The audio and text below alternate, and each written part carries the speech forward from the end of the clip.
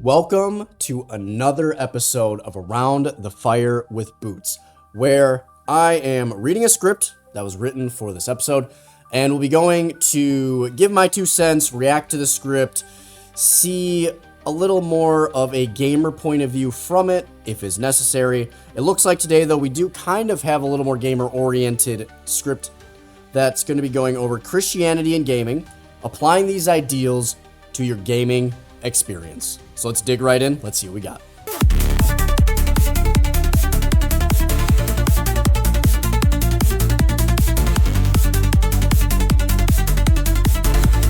In recent years, video gaming has emerged as one of the most popular forms of entertainment worldwide.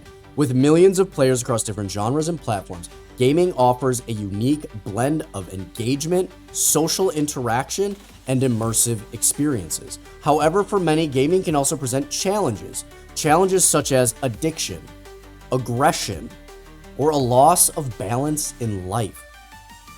This raises an important question. How can Christian ideals, which emphasize love, compassion, honesty, self-control, and community, be integrated into gaming to improve not only the experience itself, but also the overall well-being of gamers? This essay explores how applying Christian principles can enhance one's gaming experience by fostering a healthier, more ethical, and fulfilling approach to video games.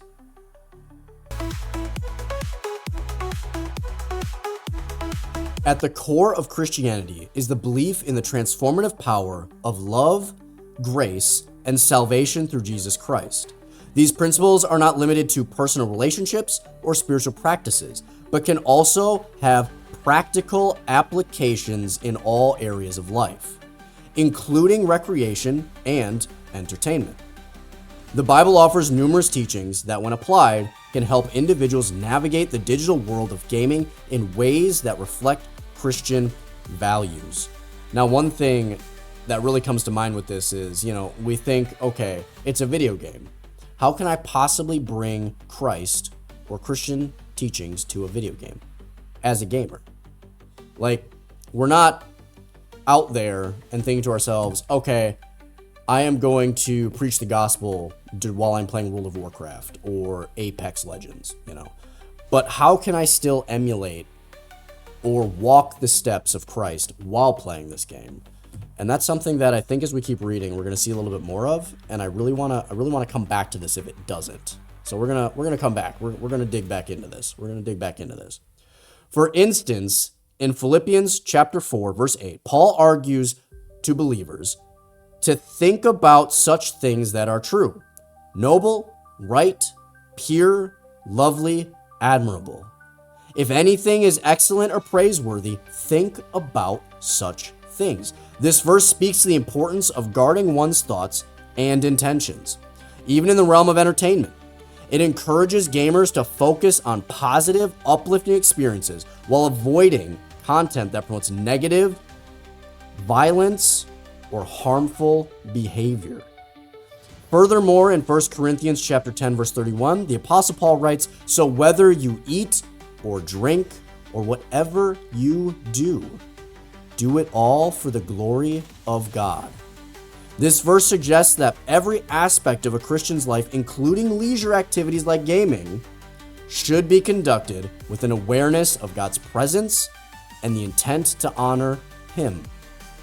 When applied to gaming, this might involve making choices about the types of games one plays, the way one interacts with others, and the overall attitude one adopts when playing. Okay, we're going to dig right into that one, because let me tell you, when it comes to League of Legends, again, I'm a League of Legends player. I know it's rough. It's rough. I got you. So when we're talking about how we interact with others and attitudes, so spiritual can be kind of, okay, where's the spirituality come in? Well, I have been on the Rift where interacting with somebody in chat, I've flat out stopped and prayed for that person. They didn't know I prayed for them. They didn't know that I even stopped playing.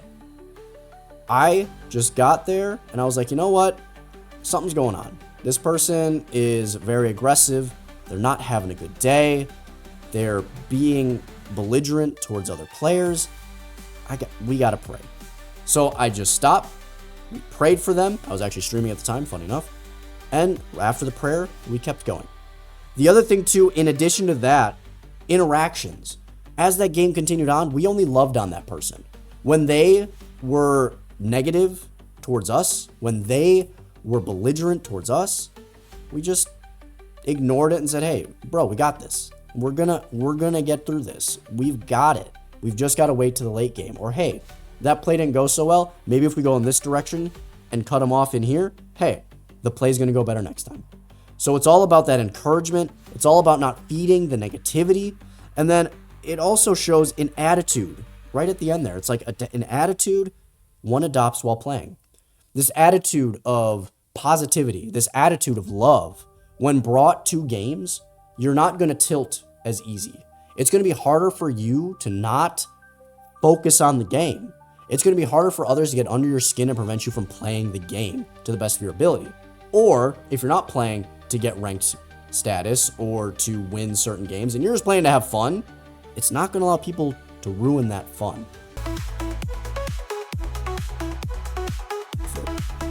One of the key principles of Christianity is self-control. An essential fruit of the Holy Spirit, as described in Galatians chapter 5, verse 22 through 23, in the context of gaming, self-control can be instrumental in avoiding excess and ensuring that gaming remains a healthy activity rather than an unhealthy obsession. Man, that hit. That's like the reality of when someone says, bro, go touch grass. Like, obviously it's kind of edgy and you're like, you're kind of getting a sly at somebody, but seriously, like, we need to go touch grass, all right? We can't be playing games 24/7, right? We've got to think about our own mental health and the access that gaming inflicts on that mental health. You know what I'm saying? Gaming can be highly addictive, especially with the rise, I got you, of online multiplayer games and in-game rewards that encourage players to keep playing for longer periods without proper boundaries. Gaming can lead to the neglect of responsibilities, unhealthy social interactions, and even mental health issues. Fun fact, and it's not actually fun, but it's a genuine fact, gamers, when it comes to mental health, stereotypically is lower. It's much lower than the average person, which is unfortunate, but that's why we're here, to spread love, to spread light. It is a very, very important cause to make sure that we are helping those in need, and that if they do genuinely need help, we assist in getting them that help. It's very important, especially as a community, that we come together for those things. By applying Christian principles, players can develop habits that promote balance and moderation in their gaming experience. For example, practicing self-control means setting limits on gaming. This includes time, prioritizing work, school, or family commitments, and being mindful of the impact gaming has on physical health. This is huge, such as taking breaks to avoid eye strain or sedentary behavior. Sedentary?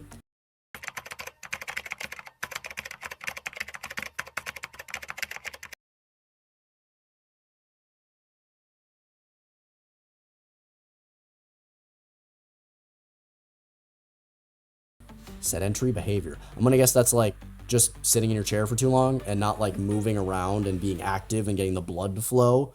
I'm gonna guess that's what that is. And if I said that totally wrong, by all means, please correct me. Because I'm just reading it. When gamers cultivate discipline, they're less likely to succumb to the temptation of excessive gaming and can better manage their time and resources, both for spiritual and personal growth. One thing I want to bring up, there's a tipping point, especially because I'm going to make some more League of Legends reference. When you're playing League of Legends, especially in the ranked side of things, you have a certain amount of games that you can play before you've just reached your peak and you're just going to start getting exhausted and you're actually going to go down in terms of your play style, your skill, and it's going to hinder you from climbing that ranked ladder. So thinking of it even in a gaming perspective, if you want to game more at a more elevated level, it's just like working out physically or a sport. You can't lift continuously. You must take a break. You can't continue to run laps around a track. you have to take a break. Your body must heal, your body must recover, and that applies to video games. So even if you're still looking to continue the way you play video games by being a sweaty league player, trying to get that platinum, diamond, master level rank, you still need to take breaks. Otherwise, your skill will suffer, your gameplay will suffer, and you will fall down that ranked ladder. And you don't want that. In addition, when it comes to taking breaks in terms of spiritual and personal growth, it is so important. If all you do is play one game, if all you do is focus on this one little tiny thing, you've put that on the throne of your heart. God is no longer there. You must still grow spiritually and personally. So if you take some time away, start a prayer journal, read some of the scripture, go spend time with people who you love, whether it's online in Discord or in person. Growing relationships grows yourself. Spending time with people, interacting with people, grows your person. These are very, very important things we cannot forget about. Because if you do, like it said, your chances of falling into that gaming addiction is just getting more and more likely. And the thing is, I've been there. A long, long time ago, back when I was in college, I was, and I can admit, addicted to League of Legends in a very unhealthy way. It was, as it said, I wasn't prioritizing school. I wasn't prioritizing relationships. I wasn't prioritizing family. I wasn't prioritizing work. I would play hours and hours, 8+ hours of League a day, ignoring every responsibility that I had. And it was not a healthy lifestyle. I was not in a good spot, and my mental health tanked. It went so far down in the gutter, and it was not good. And it took me a very, very long time, and through God, to redeem this for me, to reach to others who might be struggling with this as well, to get to a point where I can speak on this matter. And I know where these people have been. I know where people who struggle with this have been and where they can be. So when thinking about your balance in life and in gaming, it is crucial to think about, okay, where am I on that scale? Where am I when it comes to balance of my gameplay, my personal growth, my spiritual growth, my mental health? Where am I on that? Because that's a very important question to ask. And I think everybody who's watching this video throughout should really think about that and think where they are. Because that could be a turning point that brings you from unhealthy to healthy gaming. Or from where you're healthy now to down the line, no longer healthy. So some things to think about as we keep going forward here in this message.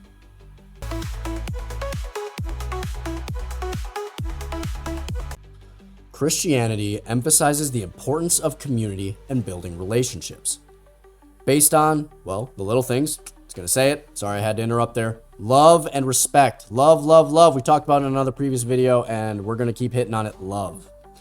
In Matthew chapter 22, verse 37 through 39, Jesus states that the two greatest commandments are to love God and love one's neighbor as oneself. This foundational teaching not only guides personal conduct, but also serves as a framework for how believers should interact with others in all settings, including gaming. Online gaming, particularly in multiplayer environments, can sometimes foster toxic behavior. We've heard that one. We've heard that. We all know about toxic behavior, all right? If you're on the internet, you're playing games, even if you're not playing games, we all know toxic behavior. So it can sometimes foster toxic behavior, such as cheating, trash talking, or bullying. These actions can undermine the sense of enjoyment and camaraderie that games are meant to provide. However, Christian gamers can choose to be a positive influence, like we were saying earlier, a positive influence within the gaming community by embodying respect, kindness, and encouragement towards other players. And we touched base on that literally a minute ago in our last section. Extremely important. Again, it's all about the mindset, and it's all about bringing a positive influence. A positive influence. Again, I'm going to say it one more time. Embodying respect, kindness, and encouragement towards other players. Again, it's all about that love. Let me tell you, it's all about that love. Being a good sport, offering help to beginners, and fostering an environment where others can thrive are all ways to show love in the gaming space. Furthermore, a Christian approaching to gaming encourages humility. That's It can be very hard, especially for people who are actually very skilled at a game. Players should be mindful not to boast about their achievements or belittling others in the process. And they should strive to be patient with teammates who may make mistakes. Again, we did touch base on that earlier as well. So important. Oh, we lost it. Where is it? Instead of contributing to a competitive atmosphere driven by pride and resentment, Christian gamers can help create an inclusive, positive environment where everyone feels valued. I have a fantastic tangent that I'm going to go on real quick because I was playing some games with a buddy of mine. His name is Druzy. Fantastic guy. Great League of Legends player. If you play League of Legends and you're on the roof with Druzy, it is always an absolute great time. We have a great community over at Lux that plays League of Legends. Druzy is one of our pastors there, and he does a fantastic guy. So he was on the Rift. We were playing some League of Legends for a community night post-service. It was absolutely great time as always. And he was coaching the enemy team on how to play League of Legends as they're playing. He was going against a newer top laner. They were playing Alawi, and he was beating them, and they didn't know why. And they were saying in all chat, like, of course, as a new player, I'm going against, such and such.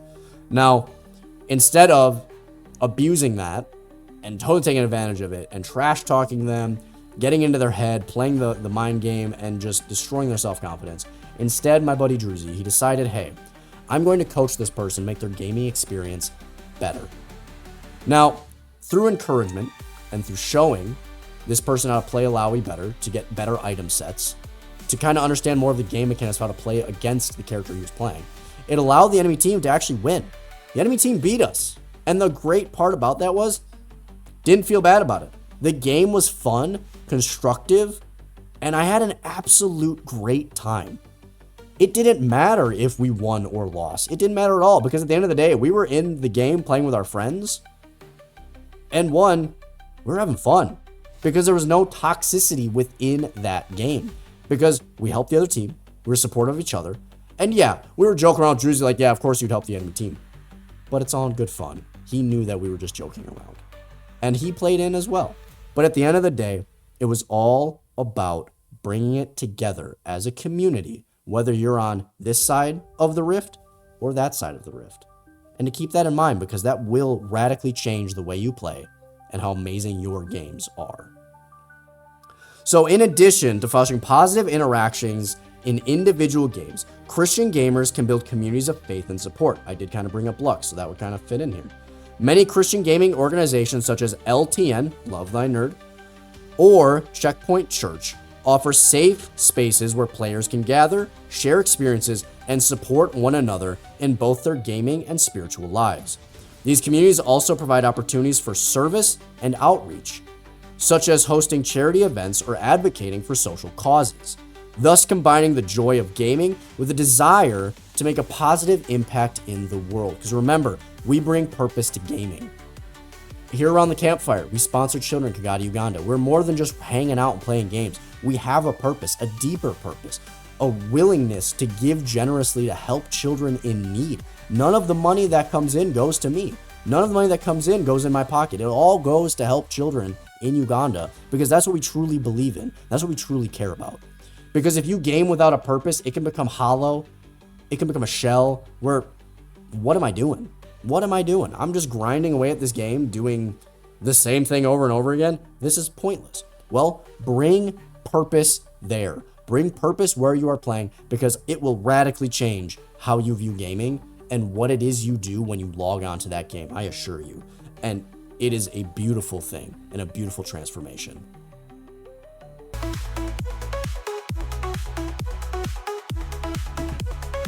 Another significant aspect of Christianity is the search for meaning and purpose in life. Whoa, talk about a segue. Hitting up purpose right here. Woo, let's go. It's like, man, you can't come up with this stuff, let me tell you. For Christians, this purpose is rooted in serving God and others, living a life of integrity and following the example of Jesus Christ. This sense of purpose can be applied to gaming as well, with players using their gaming experience to align with their broader values and objectives. Okay, we talked about Maisha Holistic Foundation. We talked about mission trips through LTN and Checkpoint Church. We talked about building communities. Okay, so we got some things to look at while we're thinking about this. Many video games today feature complex narratives, often dealing with themes of good versus evil. Okay, we see a lot of those. We see a lot of those. Sacrifice and redemption. By engaging with these stories through a Christian lens, players can gain deeper insights into the human condition and explore moral dilemmas that mirror real-life issues. For example, games like The Last of Us and Red Dead Redemption 2 touch on themes of redemption, forgiveness, and the consequences of violence. Christians can approach these games with a mindset of reflection, considering how the moral lesson in the game may relate to their faith and the choices they make in their own lives. Moreover, some games allow gamers to take on roles where they can choose to act with integrity or make moral sound decisions. If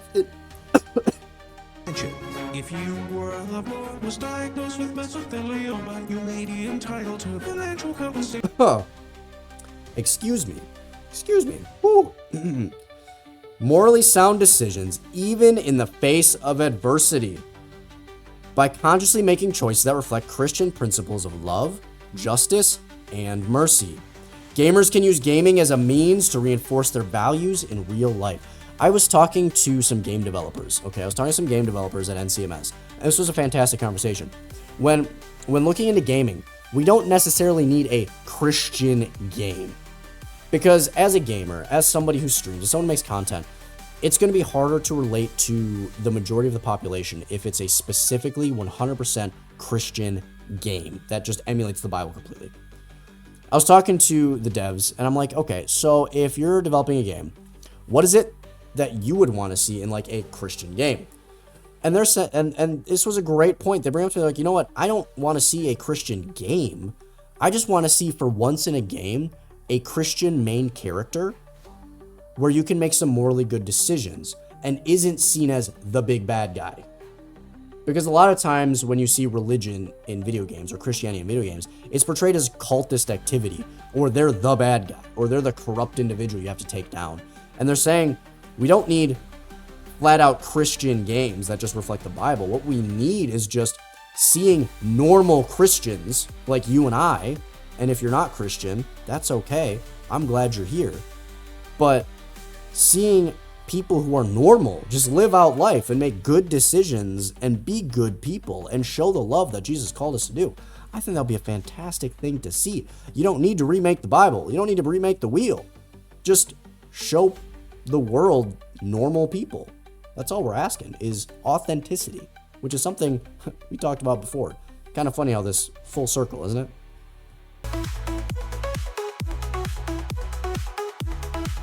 Another area where Christianity can positively influence gaming is in the selection of games themselves. Oh man, talk about a segue. It's like I knew this was coming. This is crazy. Not all video games are created equal, and some contain content that may conflict with Christian values, such as excessive violence, sexual themes, or occult imagery. Dang, let's go. It's like I just knew. Just as Christians are encouraged to avoid content that is harmful to their spiritual well-being, they can apply the same principle when choosing which games to play. A Christian approach to gaming involves being discerning about the media one consumes, which can be very difficult with algorithms, because as we're watching things, as we're playing games, we're gonna get advertised for things that the algorithm thinks we want to see. And it can be hard to, in essence, scrub your algorithm to actually give you the things you want. I went in on my YouTube, Twitch, and all those things, trying to like realign my algorithm to focus more on Christian games than like secular games, or more on Christian ideology than secular ideology. And it took a solid week or two of just looking up certain things to reprogram that algorithm to feed me things that I actually want, over all of this junk and garbage over the past 10 years that it's like, oh, you want this. It's like, yeah, I wanted that when I was 19. I don't want that now. I want other things now. I want to feed my brain. I want to learn things. I don't want just mindless wastes of time. And it can be hard to almost reprogram the algorithm, but I assure you it's worth it. I watch some crazy, amazing documentaries now. I watch some great theological discussions and essays that are out there, and oh my gosh, they're just mind-blowing in so many ways. And I'm so glad I took the time to change that so that I do get those things. And this can apply to anything.